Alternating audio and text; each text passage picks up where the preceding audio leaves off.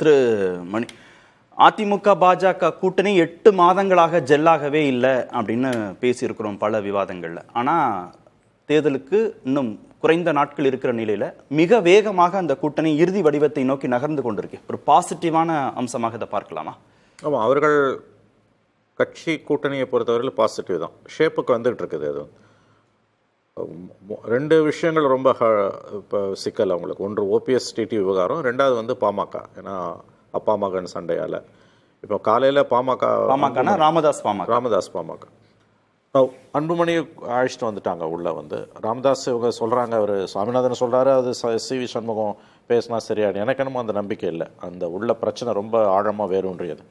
அவர் ராமதாஸே சொன்ன மாதிரி 16 முறை முயற்சி செய்தார்கள். என்ன யாரோ வந்தாங்க, 16 பேர் வந்து அப்ரோச் பண்ணாங்கன்னு ராமதாஸ் பேசினார். உங்களுக்கு ஞாபகம் இருக்கும்.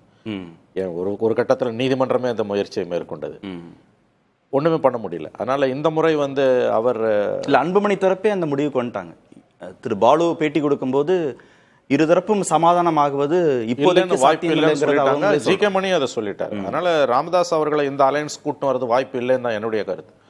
ரெண்டாவது வந்து ஓபிஎஸ் டிடிவி இஷ்யூ. அது நான் ஆரம்பத்துலேருந்தே சொன்னது, அமித்ஷாவோட அனுமதி இல்லாமல் இவங்க 2 பேரும் ஒரு ஃபைனல் டிசிஷன் எடுக்க முடியாது. அந்த அளவுக்கு சிக்கல்கள் அவங்க 2 பேருக்குமே இருக்கிறது. சிலவற்றை நம்ம வெளியில் பேச முடியாது. அவ்வளோதான். இல்லை, ரொம்ப கவனமாக தான் அந்த வார்த்தையை சொல்றீங்க. எஸ், அமித்ஷாவோட அனுமதி இல்லாமல். நான் திரும்பவும் சொல்றேன், அமித்ஷா அனுமதி இல்லாமல் இவர்கள் இருவராலும் வந்து கூட்டணியை விட்டு வெளியேற முடியாது. எடப்பாடி பழனிசாமி விருப்பம்ங்கிறது இங்க பொருட்படுத்தவே படாதா? இல்லை, அது அவர் செய்ய வைக்கப்படலாம். நான் சொல்றது இவங்க 2 பேரோட ஆங்கிள் இருந்து நீங்க பாத்தீங்கன்னா ஓபிஎஸ் அண்ட் டிடிவி அவங்க நினைச்சாங்கன்னா அவங்களுக்கு சாய்ஸ் இருக்கான்னு இப்படி வச்சுக்கோங்களேன். ஓபிஎஸ்க்கும் டிடிவிக்கும் தாவேக்காக்கோ திமுகக்கோ போவதுக்கு சாய்ஸ் இருக்கான்னா என்னை பொறுத்த வரைக்கும் இல்லை. அது அமித்ஷாவோட டிசிஷன். இவர்கள் 2 பேரை பொறுத்த வரைக்கும் என்ன அக்ரிமெண்ட் அவர் எடப்பாடி கிட்ட கொண்டு வர போறாருன்றது தான். அது இனிமே தான் பார்க்கணும். நம்ம அவசரமாக தான் அவர் போயிருக்கார். நீங்கள் 2 நாள் முன்பு உள்துறை அமைச்சர் அமித்ஷா அவர்கள் வந்த பொழுது அவரை போய் சந்திக்கல. பட் இன்னைக்கு மதியம் புறப்பட்டு போயிருக்கார். அதுக்கு முன்னால் காலையில் அன்புமணியை சந்தித்து அலையன்ஸை இது பண்ணியிருக்காங்க, அனௌன்ஸ் பண்ணி கன்ஃபார்ம் பண்ணியிருக்காங்க. ஸோ ஏதோ எல்லாமே ஒரு கட்டத்தை நோக்கி, ஒரு இறுதி கட்டத்தை நோக்கி நகருது. அவர் கேசிபி சொன்ன மாதிரி 2 நாளில் நடக்குதா 4 நாளில் நடக்குதா அது என்னால் உறுதியாக சொல்ல முடியாது. பட் கண்டிப்பாக அது வந்து அவங்க ஒரு ஃபார்மடபிள் என்டிஏ உருவாக்கணும்னு தான் பார்க்குறாங்க. அது அநேகமாக சாதிப்பார்கள் என்று தான் எனக்கு தோணுகிறது. இதில் கடைசி அவங்களோட ப்ரையாரிட்டி லிஸ்ட்டில் கடைசியாக இருக்கிறது தான் தேமுதிக. அதில் அவர்கள் பெரிய அளவில் ஆர்வம் காட்டவில்லை என்று தான் நான் கேள்விப்படுகிறேன். பாமக இந்த கூட்டணிக்குள்ள வருதுல அந்த ப்ரையாரிட்டியில் அது கடைசியாக தான் இருக்குது. அது வந்து ஸோ இது ஒரு ஷேப் நோக்கி நகருதுன்றது தான் உண்மை. இப்போ எஸ், இன்னைக்கு இந்த முறை எடப்பாடி பழனிசாமி அவர்கள் 9 மணி அளவில் அவர் அமித்ஷாவை சந்திக்கிறார். இப்போ அங்கே இறங்கணுன்னா நான் இந்த முறை முகத்தை மூடிக்கொண்டு போக மாட்டேன்லாம் சொல்லியிருக்காரு. தெளிவாக தான் சொல்லியிருக்காரு அவர். அவர் இந்த முறை வந்து ஒரு ஃபைனல் ஷேப்புக்கான எல்லா விதமான அடித்தளமும் போடப்படுகிறது என்று தான் நாம் புரிந்து கொள்ள வேண்டும். இறுதி வடிவம் நோக்கி நகருதுன்னு சொல்கிறோம். ஆமாம், தொடக்க புள்ளியாக நாம் அன்புமணியை வச்சுக்கிட்டா இறுதி புள்ளியாக தேமுதிகன்னு நீங்கள் வச்சுருக்கீங்கல்ல. ஆமாம், இதுக்கு இடையில இருக்கக்கூடிய விஷயங்கள் குறித்து கடந்து போயிட முடியாதுல்ல. திரு ராமதாஸோடைய சமாதானம் இங்க ரொம்ப முக்கியம். திரு ஓபிஎஸ் வைக்கிற டிமாண்டை திரு எடப்பாடி பழனிசாமி ஏற்றுக்கொள்வது முக்கியம்.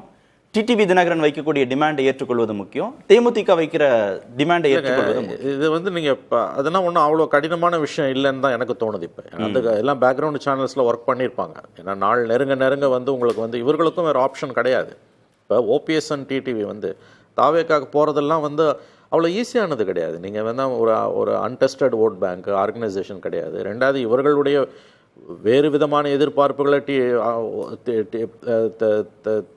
விஜய் கட்சியால் வந்து ஃபுல்ஃபில் பண்ண முடியாது. திமுகவுக்கு போவது என்பது நேரெதிரான ஒரு நிலைப்பாடு. That suicide politics. அது அவ்வளோ சீக்கிரம் அவங்க எடுப்பாங்கன்னு எனக்கு தோணலை. ப்ரையாரிட்டி வைஸ் பார்த்தீங்கன்னா அவங்களுக்கு பிஜேபி தான் வந்து இருக்கிறதுல வந்து பெஸ்ட் சாய்ஸ். அதை எப்படி சாதிக்கணுன்றது அமித்ஷாவுக்கு தெரியும். அவங்க ஒரு லாங் ரோப் கொடுத்தாங்க, இவங்க வரல. இப்போ அந்த லாங் ரோப்பை கையில் எடுத்திருக்காங்க, போட்டு வலையை இழுக்க ஆரம்பிச்சிருக்காங்க. தான் எனக்கு தோணுது. இப்போ அதிமுக வந்து திரு அமித்ஷாவுடைய அழுத்தத்தை ஏற்றுக்கொண்டது, திரு பழனிசாமி ஏற்றுக்கொண்டு இருக்கிறார். அப்படித்தான் தோன்றுகிறது. நீங்கள் இது பெரிய கட்சிகளை சிறிய கட்சிகளை மாநில கட்சிகளை பிராந்திய தேசிய கட்சிகள் அப்படி தானே விழுங்குது. இது என்னமோ அதிமுகவுக்கு மட்டுமே வர மாதிரி நம்ம பேசுகிறோம். 2011 நம்ம கண்ணு முன்னால் பார்த்தோம்ல, 63 நாயன்மார்கள்னு சொல்லிட்டு கடைசியில் பஞ்சபாண்டவர்களாக தான் அவங்க உள்ளே போனாங்க 5 பேர். எல்லாரும் பார்த்தது அறிவாலயத்தில் முதல் மாடியில் திருமதி தயாளம்மாள்கிட்ட விசாரணை சிபிஐ, 2வது மாடியில் கலைஞர் டிவியில் சிபிஐ ரைடு, கீழே வந்து குலாம் நபி ஆசாத், ப. சிதம்பரம் இவங்கெல்லாம் ஸ்டாலினுடன் பேச்சுவார்த்தை. அப்போ இது காலகாலமாக நடக்கிறதா, இது ஏதோ புதுசாக அதிமுக மட்டும் ஒரு தேசிய கட்சி விழுங்குது நம்ம பார்க்கக்கூடாது. ஏன்னா அப்படி நம்ம சொல்வது மூலமாக கொடுக்கக்கூடிய சமிக்கை என்பது அப்படித்தான். ஆமாம், அவங்க ப்ரெஷர்களுக்கு தான் ஈல்ட் ஆகுறாங்க. பட் இதுதான் கடந்த பல ஆண்டுகளாக நடந்து கொண்டிருப்பது. And politics is art of possible. இதில் என்ன இருக்குது உங்களுக்கு புதுசாக பேசுறது? அவங்க இன்னைக்கு பலவீனமான நிலைமையில் இருக்காங்க. ஜெயலலிதா மரணத்துக்கு பிறகு வெற்றியை பார்க்கவே முடியல. 3 தேர்தல்கள். எடப்பாடி பழனிசாமிக்கும் இந்த தேர்தலில் வெற்றி முக்கியம். நம்ம ரொம்ப முக்கியம். எடப்பாடிக்கு மட்டும் இல்லை, கட்சிக்கு முக்கியம். தனிநபர்களை விடுங்க, அதிமுகன்ற கட்சிக்கு இந்த முறை வெற்றி முக்கியம் அவங்களுக்கு. ரெண்டாவது, அவங்க வரலாறுல அவங்க தொடர்ந்து 2-5 ஆண்டுகள் அதிகாரத்தில் இல்லாமல் இருந்ததே இல்லை. இந்த முறை தோல்வி என்பது ரொம்ப மோசமானதாக இருக்கும். திமுகவாவது 13 ஆண்டுகள் 10 ஆண்டுகள் அதிகாரத்தில் இல்லாமல் இருந்திருக்காங்க. இவங்க அதிகாரத்தில் இல்லாமல் இருந்ததே கிடையாது. ஆகவே கட்சியோட அப்படி பார்த்தீங்கன்னா இது யாருடைய சரிவு அப்படின்னா கட்சியோட சரிவு. ஒரு தனிநபரை சார்ந்ததை பேச வேண்டியது இல்லை. அந்த இடத்துல யார் இருந்தாலும் இந்த டிசிஷனை தான் எடுக்க முடியும். நீங்க அவங்களுக்கு பிரதான எதிரி திமுகங்க. திமுக அதிகாரத்தில் இருக்கும்போது திமுகவை எதிர்த்து இன்னைக்கு எல்லா விதத்திலையும் திமுக இந்த தேர்தலில் முன்னணியில் நிற்கிறாங்க. பர்செப்ஷன் வாரில் அவங்க தான் முதல்ல நிற்கிறாங்க. அப்படி அவங்க எதிர்க்கும்போது அவங்க ஆங்கிள் இருந்து பார்த்தீங்கன்னா அவங்க அங்கதான் போய் நிற்க வேண்டியிருக்கும். வேற வழி இல்லை அவங்களுக்கு.